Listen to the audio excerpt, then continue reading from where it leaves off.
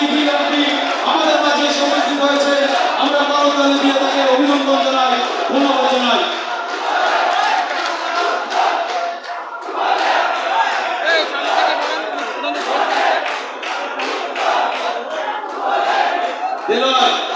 সামনে নেতৃবৃন্দের সামনে যারা দাঁড়িয়ে রয়েছে সবাইকে সামনের থেকে সরাই দিতে হবে।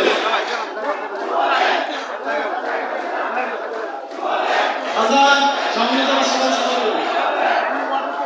সামনের থেকে নাসির ভাই সামনে নেতৃবৃন্দ সবাইকে সরে পিছনে বসতে হবে, পর্যাপ্ত চেয়ার আছে।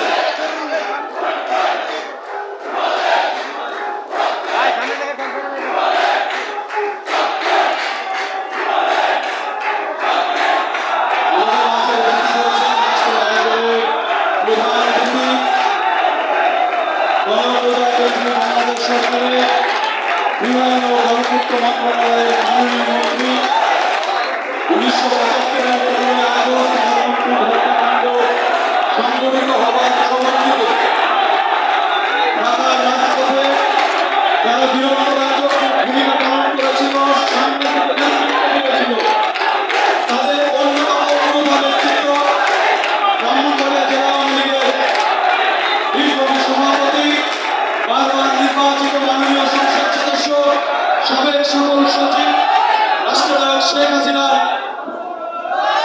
সাবেক একান্ত সচিব, বাংলাদেশ ছাত্রলীগের সোনালী অর্জন, আমাদের প্রাণপ্রিয় নেতা যুদ্ধাহত মুক্তিযোদ্ধা ওবায়দুল মুক্তাদির চৌধুরী এমপি আমাদের মাঝে এসে উপস্থিত হয়েছেন।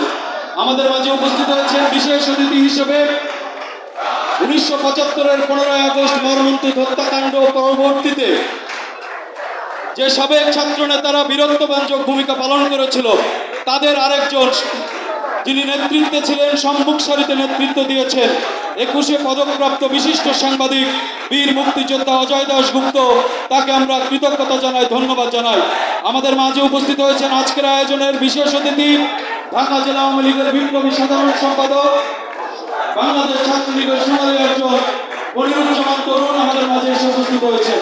আমাদের মাঝে এসে উপস্থিত হয়েছেন আজকের আয়োজনের সঞ্চালক, বাংলাদেশ আওয়ামী যুবলীগের বিপ্লবী সাধারণ সম্পাদক, হামলা মামলা নির্যাতন আর কারাগার থেকে বেড়ে ওঠা নেতৃত্ব, বাংলাদেশ আওয়ামী যুবলীগ ঢাকা মহানগর উত্তরের সাবেক সকল সভাপতি, সাবেক সকল সাধারণ সম্পাদক, ঢাকা 14 আসনের মাটি ও মানুষের নেতা, যুবলীগের গর্ব আলহাজ মোহাম্মদ মাইনুল হোসেন খান নিখিল আমাদের মাঝে এসে উপস্থিত হয়েছে।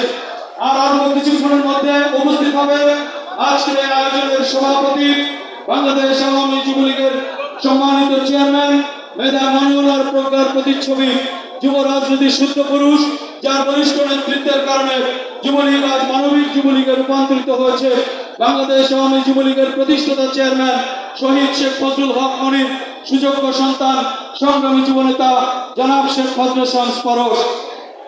সংগ্রামী বন্ধুরা, আজকের এই বীর মুক্তিযোদ্ধা শহীদ লেফটেন্যান্ট শেখ জামালের 71তম শুভ জন্মদিনের আজকের আলোচনা সভাটি বিশেষ করে যুব তারুণ্যের কাছে অত্যন্ত তাৎপর্যপূর্ণ।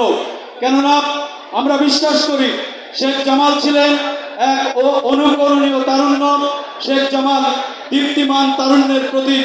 তার সম্পর্কে তাদের সমসাময়িক যারা আমাদের নেতৃবৃন্দ, যাদেরকে আমরা এখানে পেয়েছি, তারা শেখ জামাল সম্পর্কে বলবেন, তার জীবন ও কর্ম সম্পর্কে আপনাদেরকে তুলে ধরবেন।